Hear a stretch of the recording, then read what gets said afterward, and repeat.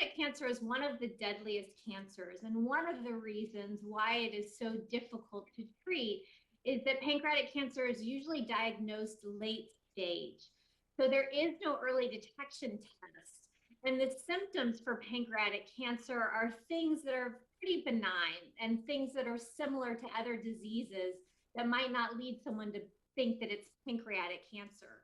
So by the time the disease is diagnosed, it's late stage and is usually spread to other organs, making it more difficult to treat, which is why an early detection test would be so critical to long-term survival. Absolutely. And we know that pancreatic cancer does not discriminate, but we also know that it's higher in African Americans than any other racial group in the United States. And I'm seeing studies they're suggesting that this is due to socioeconomic issues, environmental factors, smoking, diabetes, weight, things along those lines, and that I understand.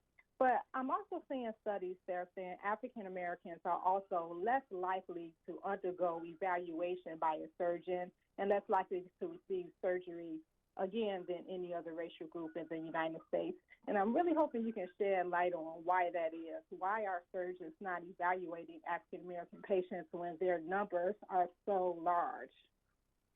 So I think many times, again, because there is no early detection test, patients, African Americans, are not going in. They don't know that these symptoms potentially are symptoms of pancreatic cancer.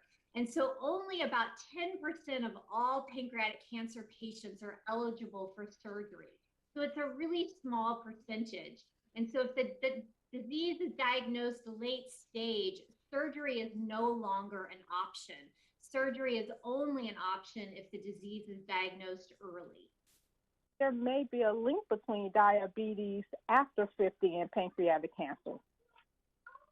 That's right. So what we understand is that new onset diabetes after the age of 50 is actually an early symptom for some of those people for pancreatic cancer. So I want to make clear that not everybody who gets new onset diabetes after the age of 50 will develop pancreatic cancer. But some of those people, that is actually an early symptom of pancreatic cancer. And so the early detection initiative that PanCan is launching today is to study that subgroup, those people that get new onset diabetes, to try to understand which ones is it an early symptom of pancreatic cancer and which ones is it just regular diabetes.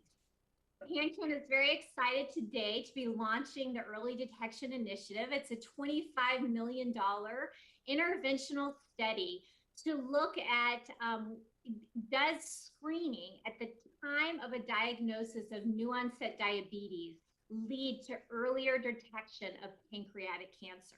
And so our goal with this study is to discover a screening method or approach for pancreatic cancer and to change practice guidelines. We know that if we can detect pancreatic cancer early enough, when it still can be surgically removed, that will be critical for changing long-term survival rates for pancreatic